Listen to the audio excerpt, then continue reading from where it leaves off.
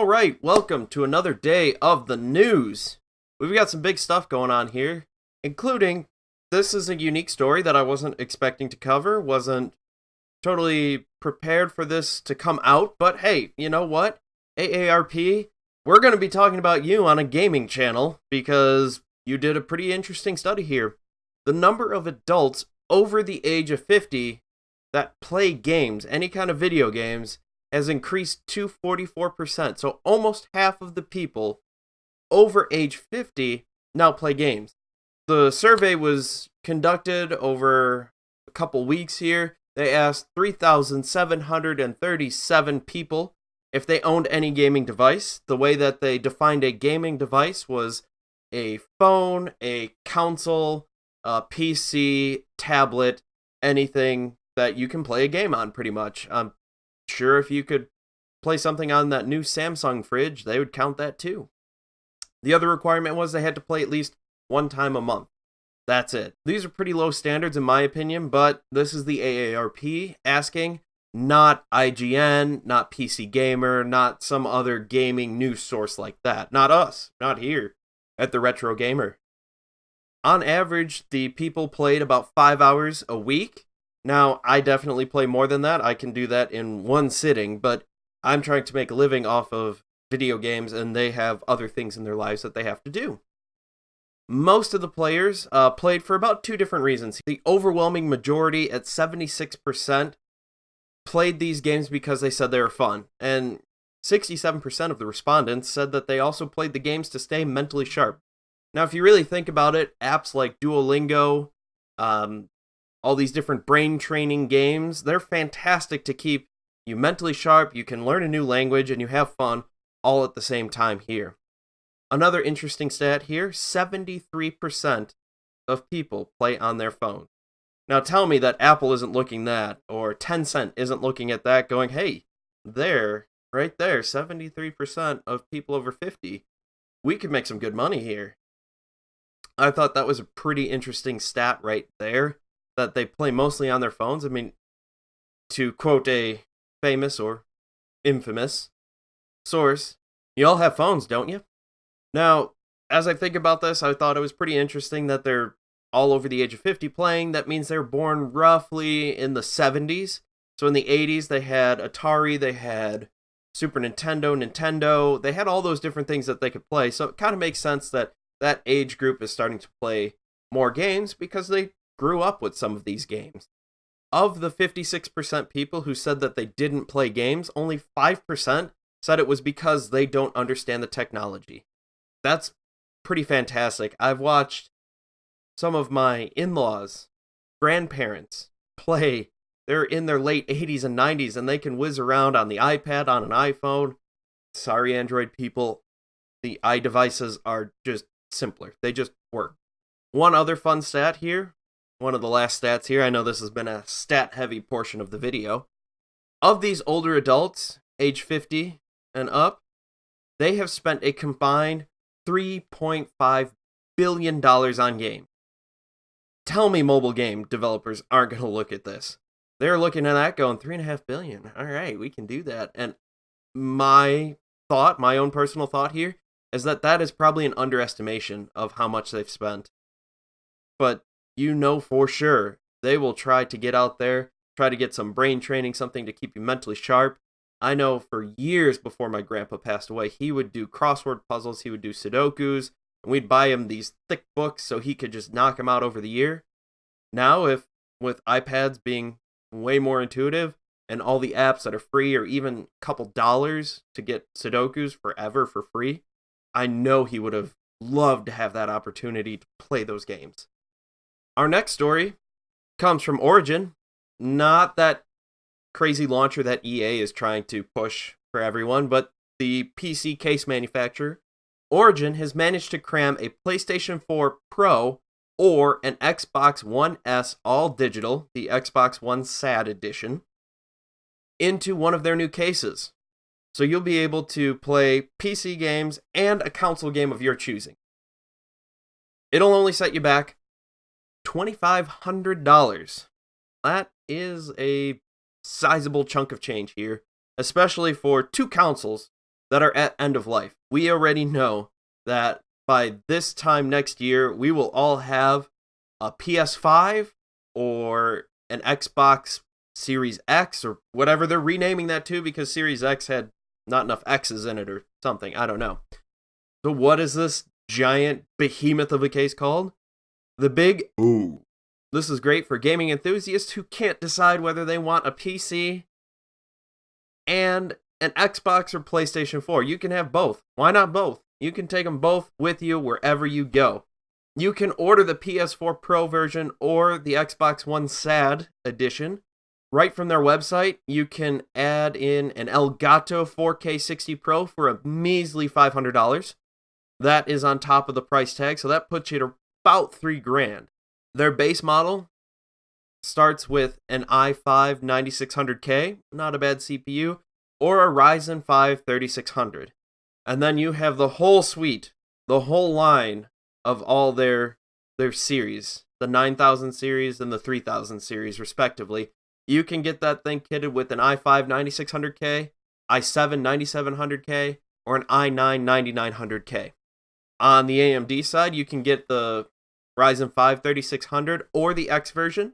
You can get the Ryzen 7, the 3800, or the 3800X. You can also get the Ryzen 9 3900X or the 3950X.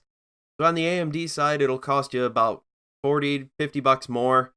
However, they do have the motherboard that will work great with the 3950X all the way down to the Ryzen 5 3600, which, great CPU. I've got an AMD system. I love it so far. Ryzen has been fantastic for driving down prices. But I digress. One of the things that I personally didn't like, which I think is really stupid, is the default drive is a mechanical hard drive. Yes, it's 7200 RPM, but come on. Just, if you're spending that kind of money, just throw in an SSD right off the bat. Just don't even mess with it. Just go straight for that. On top of that, your graphics cards, you can basically choose whatever you want. It starts out basic with the 1660 Super. On the NVIDIA side, you can also get a 5700 XT. Go through their whole, AMD's whole stack there. It can go all the way up to a Titan. You can have one hell of an expensive machine here. And just for fun, you can also throw in an NVMe storage just because. Personally, I don't want to spend that kind of money on the PlayStation or the Xbox because, like I said, it's at the end of life. There's no reason to go get that. This time next year, we're all going to be playing new systems anyways. I'd rather spend $3,000 on just a kick-ass system. I'd rather just say, you know what? Forget the $200 give or take of cost for an Xbox or PlayStation and throw that into something else. Maybe a better graphics card, maybe a CPU upgrade, maybe more RAM, whatever you want. Speaking of PlayStation, they released the new PS5 logo, which looks strikingly familiar to the PS4 logo, which looked familiar to the PS3 logo, which, now that I think about it, kind of looked a lot like the PS2 logo from some of their later models. If it ain't broke, don't fix it. I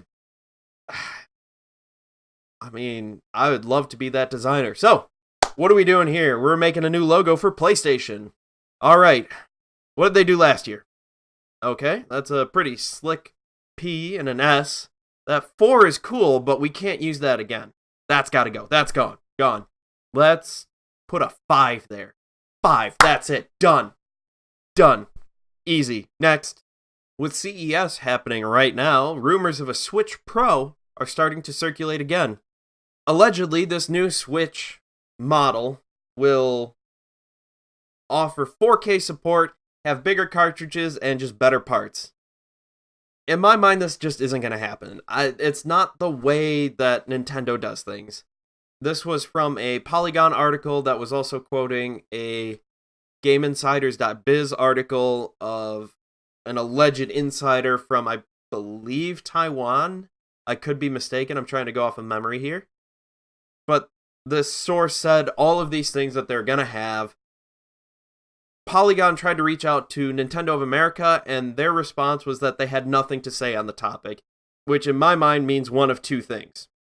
First option here, that it's true, and we're going to get this 4K Switch that's bigger cartridges, all this fun stuff. Or option two, they think it's so dumb it's not even worth commenting on.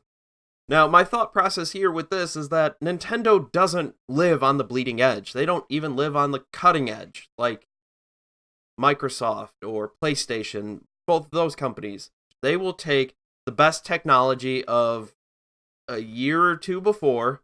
It is proven to be reliable, it is cost effective, and it can still pump out great video. I mean, if you've played a Switch, you know that the video on that is pretty fantastic. To quote another famous source there, it just works. What kind of battery life is a 4K Switch going to have? Yes, I don't think they're going to put 4K on the front little display there, but if you're broadcasting onto 4K, I know it's plugged in, but it'll be interesting. But to have that kind of power, is it going to be able to ramp down so your battery life is more than 20 minutes? As I said before, I don't think this is coming, but maybe it is, maybe it isn't, I'm not sure. So, if you're interested, I have a link in the description below where you can go ahead, check out the Polygon article and look into it for yourself, make your own assessments. And our last story here involves Doki Doki Literature Club. This game is getting some new content this year. I've not had a chance to play this game. It didn't quite seem to be my cup of tea, but hey, if that's your thing, it looks like a lot of fun. It's pretty interesting here. The game came out in 2017, and it was a dark, seditious take on the genre. It was messing with you in ways that you definitely did not expect. It subverted your expectations like nobody's business. Because you're thinking you're playing this weird romance interactive novel thing, and then people just go missing, and there are cults and things like that. It's wild. From what I've seen online, I haven't had a chance to play it. I don't think it's going to make it into my ever-expanding backlog. But for those of you who are interested, it's a great treat here. You're getting some new content. The game was free at release, and there's no reason to think here at all that anything is going to change with that this content should still be free. Dan Salvato, the creator of Doki Doki Literature Club, tweeted on January 2nd, "This will be the year I reclaim my happiness so I can deliver it to others. My goal is to fully return to doing things I enjoy, such as making games. First releasing new DDLC content, not a sequel.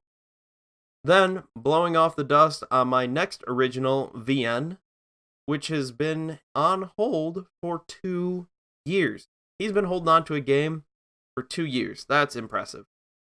And I understand that he doesn't want to rush things out. He doesn't want to make a crappy game. No one wants to make a crappy game. So it's going to be interesting to see what he does here and how this moves forward. Thanks for watching. If you enjoyed the video, give us a like. Go ahead and subscribe to the channel and ring that bell for notifications if you want to see more content like this.